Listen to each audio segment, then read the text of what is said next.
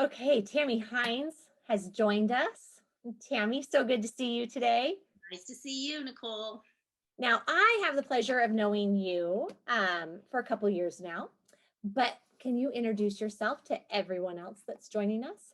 Absolutely. My name is Tammy Hinds and I work for Scottsdale Arts. Scottsdale Arts is our local nonprofit. We are housed downtown, Old Town Scottsdale. We have that beautiful mall area available there, and most people come and walk our grounds, have lunch, come to a performance, come to the museum. So we have public art that lives under our organization and within it. So we have different pillars, public art. You'd probably know public art mostly from maybe Canal Convergence. And then you have SMOCA, the Scottsdale Museum of Contemporary Art. And then you have the Scottsdale Center for the Performing Arts. And that's, of course, where you come to our festivals and to our evening performances, our day performances, our student matinees. And then you also have learning and innovation. So learning and innovation is exactly what it sounds like. That's where I happen to work. And that happens to be education. So that's where it really comes in that I can support this program as the professional learning coordinator, meaning that I oversee teachers and a coordination between schools and community partners. So what we do is we take the mission of this program, which is to earn money, which is donated back to Vista del Camino. So all of the people that are in need in the community can receive all of the maybe supplies they need, maybe counseling they need. It's not necessarily just food. So how we do this is we take an Empty Bowls program into the schools with what we call a residency. And a residency would be where we hire a teaching artist. So that is where they generally are an artist first, and then they are a teacher second. And so they go in and they teach how to actually physically create a bowl. Now, actually, the physicality of creating a bowl is very interesting and very needed because we need a product for our sale. So when we have our sale, people actually physically buy a bowl and then they actually donate back to us. But personally speaking, the biggest part of this entire program, it's your heart and soul. You're teaching young people of all ages, and then we do have programs for seniors as well, but they're teaching about our community. We're teaching about social activism. We're teaching about giving back and having a whole community, giving to those that don't have, maybe they are having a bad year, we're all about one paycheck away from disaster, and many people don't want to say anything. So that's truly where my heart lives, and that is why we do the program. It's not always about the product, and that's what's happening this year, being able to take this on a different platform, to be able to speak with you via Zoom, while we actually have these 12 hours of giving today. Because what you are going to get from participating is you are going to have a happy heart. You are going to know that you are giving to our community. You are helping someone, and you will possibly maybe win a bowl today, but it's not about the physical bowl. It's all about that happy heart that you get from giving, that high you get from giving and helping others. So a happy high from helping. That's what you get. That's what I get. That's why I work on these programs, and then working with the city, because we are subcontracted by the city to run their arts. This is just all the social and emotional learning that the arts actually gift to our entire community and to every single family. So Nice. I love it. Now, how long have you been involved with Empty Bowls? Well, I've known about Empty Bowls forever because this is a national program, and there are many other, I don't know what they be called, not organizations, but there's many other almost chapters of Empty Bowls within our city. There's Phoenix and there's Fountain Hills, and they're all over. So this is actually a national program. Of course, I focus in this particular area, but I've known about it my entire life, being in the arts and being a teacher, and a way to actually teach and give at the same time. So I have managed this program at Scottsdale Arts, gosh, I want to say maybe 15, 17 years, in different fashions, different wearing different hats. It has matured into the opportunity to be able to sit on the Scottsdale Community Partners board. So that is quite an honor to be able to sit in that position and feel like I have a little bit of a voice into how we might want to make the program better, how we might want to enhance the program. I mean, for instance, this year, no one really wants to do more. We've all got too much, and the thought of sitting on the board was like, oh yeah, yeah, no, I can't manage what I have. But I'm so grateful that I was there this year because, this great word that we all use, pivot. We all had to pivot really fast when we realized that there was no way we were going to have teaching artists in schools being able to lead a residency, and how in the world were we going to create a bowl on Zoom with a teacher and a student. That's almost like paint by number, because it would be so difficult to get them to play, and how would we do that? And so here we are. Our event is normally the first week of December at Scottsdale Community College, but here we are, and we're having it in March, and we have completely reinvented the concept of this. And I'm so grateful I was part of the planning of that.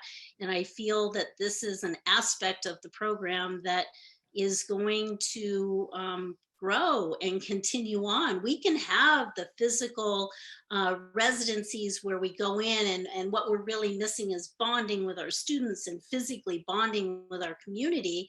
But this event as well, they can work side by side, and to be able to know that on this Facebook page, all you do is push like, and it's going to go like magic out to all of your friends. We can have our friends and family who are on different coasts. They can actually be supportive and support our very small community in need here. So that to me is enlightening, exciting, engaging, and I just feel honored to be a part of it. I was going to ask you what gets you excited about this event, but there's a whole lot that gets you excited about the event, right? Absolutely, absolutely. I'm also learning new things. Everybody is pivoting. I kind of feel like Pee Wee Herman here, but pivot. So we all kind of pivot into this learning new skills as well, and how do we mature this? So we're so grateful for everyone that has taken the time and supporting us, and I can't say enough. There's nothing but positive about the event itself, and the event as it has been, which will continue, but we can morph, and we can take this like a raw piece of clay, like we have been this year, and we can massage it and create something that will be even more beneficial to the community, meaning the outcome of earning and raising more money to help those in need. Because everyone thinks they hear Scottsdale and they say, oh, Scottsdale doesn't need anything. That's absolutely not correct. There are many, many areas of Scottsdale, and those people are in in great need, and you may have neighbors, you may have a very highfalutin zip code, but you don't know if your neighbors that possibly started their own business, that maybe they failed because they had to actually close and they couldn't pay their mortgage on their house, and they couldn't pay all of the monies that they had borrowed to move their dream forward. So you just don't know. And we need to get that word across that Scottsdale has a great need. And there are many, many people that do not want to come out and ask for help, but they actually do need help. So that's why we do it. That's great. That a lot of people benefit from this program. But you actually started talking about a little bit, you hit on how in the past. So I want you to elaborate just a little bit for our viewers. How was this program ran in the past, and how much different, all those changes that you had to make? Just elaborate a little bit more on that. Well, in the past, we would offer residencies to schools. So we would identify a teaching artist, and again, someone who is an artist and a teacher as well. So we identify that teaching artist, Janet Blum, who actually started working with this program in the very wee years of it when it was just a baby. So she would go into a school, or another teaching artist would go into a school, and they would actually, arts integration, for instance, you're teaching to two subject matters. So you're teaching to social studies, you're teaching about sense of community, but yet you're teaching an art skill as well. And then you actually can throw in some science in there, because there's so much science in clay and making a pot and firing a pot. So you actually overlap in your residency. This could be, I've done it with preschoolers, to where they kind of go in and they have a little wad of clay, and then they push the clay to get the air bubbles out. And then they uh, put their thumb in. Say you're 4 years old, and you put your thumb in and you kind of go quack, quack, quack, quack, quack. You pinch all the way around the pot, and they are actually creating their own pieces of art. They're little artists, and they're learning at 4 years old the same way as you would be learning at 80 years old. So clay is very forgiving. You make a mistake, you don't like it, smash it, start it again. So we go in, and it usually takes classes for a residency, and then the bowls have to dry, and then we have to put them into a kiln, which is called a bisque fire. So a bisque fire is your first fire. And then we will have your teaching artist return to the classroom, and then you will actually paint it. So in order to paint it, are you telling a story? Are you using symbolism? Are you using trees, hearts, flowers in its basic form to actually tell a story on your bowl? Are you just going for simplicity? It's just a clean, white, crisp bowl. What story are you actually telling? So that's how we actually go in. So around 6 sessions per class, in order to actually create these bowls. And then when they are created, oftentimes the teacher will then have a follow-up and have a reflection, and have the students maybe write a 6-word poem about their bowl itself. Is there a story? Is this where you tell the story? And or the actual reflection. And oftentimes there will be a little piece of paper that has been tagged onto your bowl at the sale that will tell this story or tell this poem. So then we have the big sale, which is usually the first week of December. And then you can come. Many students want to buy their own bowls. Now that's where it gets a little tricky. So we try to encourage everyone to send their bowl out into the universe and allow someone else to actually purchase that bowl as a donation to to Vista del Camino Food Bank, who will actually accept all of the money and then help those in need. So that's a little bit what it looks like. It could be a Girl Scout troop. It could be Granite Reef Senior Center that we go to them and offer a workshop on a Saturday. It could be fourth graders, preschool, and you could actually create a bowl while maybe reading a book and learning how to read. I mean, the the options are just limitless. There's no stopping it. We usually have to put a limit on it because we don't have enough time to actually create all of these bowls. So that's how it works. That's great. That's great. Now, Tammy, why don't you share a favorite memory or story you have around this event? I think that's pretty hard. I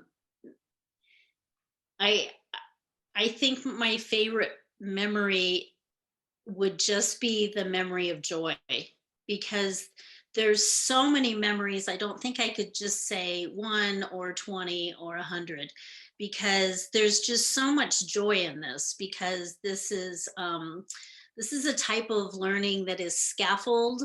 So you're learning about the community, you're learning about the arts, you're possibly learning about writing, you're learning about language, you're learning about science. And to watch young people, old people actually learning all this and not even really aware of it, and then giving back and having the ultimate $5 can feed a family of 5 or 4 for 5 days, 4 days. You can feed people for this. So then your art actually has a different type of value. So we have for many years tried to align with World Hunger Days as well, to draw attention to the real need for hunger, because the need is greater now than it ever has been. So it's, to me, it would be joy and giving and sharing selflessly. It's not really like one particular memory. I would say everything that falls under that. That's wonderful. As a teacher, I appreciate the when you do see that spark in somebody's eyes and the true meaning that it has.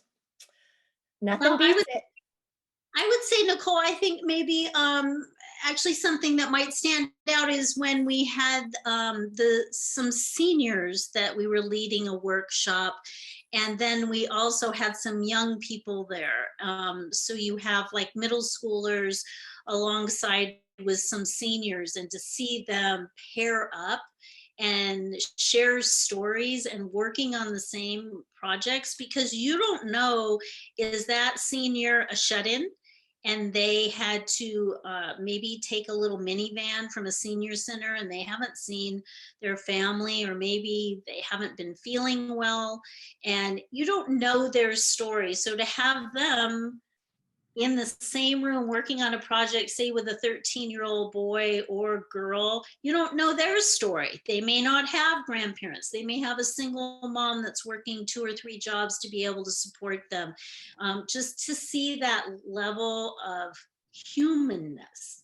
And it all starts around creating a work of art around a piece of clay, because we're all pieces of clay, and so you can actually watch everything being molded.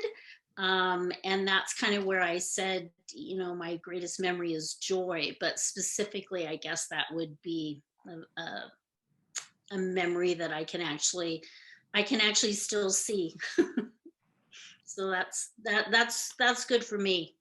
Oh, well, Tammy, we appreciate everything that you've shared with us today on behalf of Scottsdale Community Partners. Thank you for all the work that you do and servicing the community and giving back and teaching and all the wonderful things you do here in Scottsdale. We appreciate you. Thank you so Well, much. thank you.